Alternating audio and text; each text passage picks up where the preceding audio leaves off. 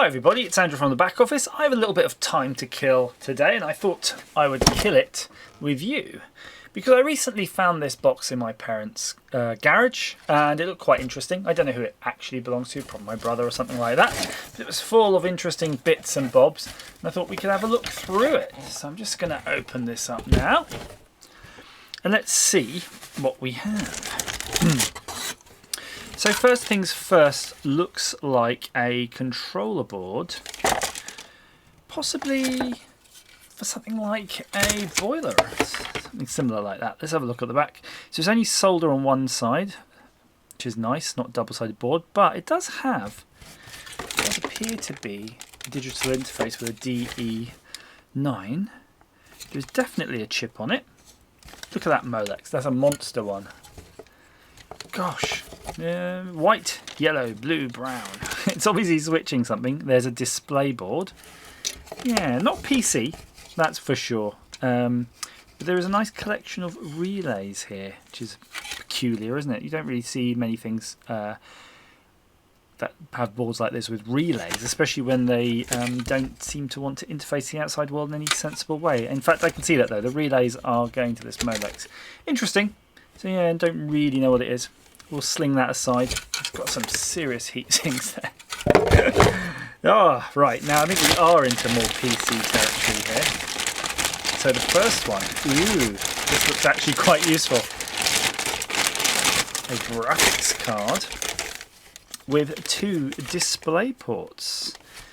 Now that is handy because I do have a configuration that I could use some display ports on and some display port to DVI adapters. Yes, please. Thank you very much. Well, that's definitely handy. Looks like just a standard commodity card, although, saying that, it does have an Nvidia logo on it, so it could be... Oh, there we go. Nvidia Quadro. Look at that. It's like a tiny little graphics card.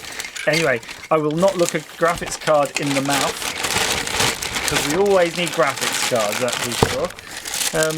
Now I do have another box of pieces like this that you've seen with broken things, which I do occasionally use to pilfer parts from, but these probably are okay. So here we have another Asus device. We've seen a lot of those in the past. But again, what graphics it is? Is it an ATI? Is it an Nvidia? Who knows? There's not an Nvidia logo, but you do have your DVI, S-Video and VGA. So again, really handy card to have. What's that called? Agp graphics card to have. But I said Agp. I can't. Is that actually right? My memory of all these things have really faded recently. So we used to have ISA and then PCI, and then I think it was Agp, and then PCI Express. Wait, what? An actual Creative Sound Blaster card from 2007. Now, isn't that interesting? Look how tiny these are. I mean, when I got a Sound Blaster card, probably 1998 or something, they were massive. But it's really interesting to see that Creative were obviously still going in 2007. I mean, they might still be going now, but I can't remember the last time I heard of a Creative product. Keep that in the bag though, definitely useful. It's got all of the inputs and outputs.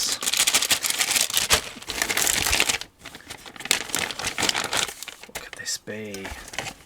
Look at that. That's an IDE card, but it says here EIO ATA133 RAID. So this would have been an old IDE RAID controller, and even then I'm not sure how much RAID is on here. It's pretty much software. I mean, it's only 2 drives at the end of the day. Would that be mode 0? I'll take it. I mean, if you need an IDE card now, where the heck are you going to find one? And that's going to be very useful in the box because I do have IDE drives knocking around, and I don't have a PC with an IDE interface, so perhaps now I do. It's a bit of mishmashery. I should be able to make something up. The old Ethernet card again, little crab chip on there, the old Realtek logo, really common. You used to have these all the time, and then you've got your, so that'll be your PHY, everything, that's your magnetics and your Ethernet port. Good, useful. I think these were the actual boot EEPROM. And I suppose nowadays that we've all got those EEPROM burners, we probably could burn one of those EEPROMs if you knew what it was supposed to do. Interesting, shove it away for later. Okay, another graphics card. This time with VGA and DVI, and look at that, that's a crazy VGA plug there. I've never seen one like that. Very interesting, really. Look how they've offset the actual solder pins really inboard. But it does look, maybe that's to get by something else. Looks like almost it's dual footprinted for something else. Interesting, very strange. No logos on here. Oh, no, Matrox. There is a Matrox. Matrox Mystique, Matrox Millennium, Matrox something. I don't see anything on here apart from Matrox. Eton, ET866. So we were all big in the old days. We used to have a Matrox Mystique. I think I had a Matrox Millennium first that really didn't help with anything. Then was it a Matrox Mystique 220 or 230, which had some sort of graphic-y things, but they were all early days. 3DFX blew them out of the water. So there, miscellaneous cables and Molexes and whatnot. Another one to shove on the shelf. What have you found in recent years, Dave? Have you found anything interesting? The old cards that you don't really find anymore that were interesting, of course, are things like modems. And I can't remember the last time I saw a modem card. Very rare indeed. Alright guys, and gals of course, see you later. Thanks for watching.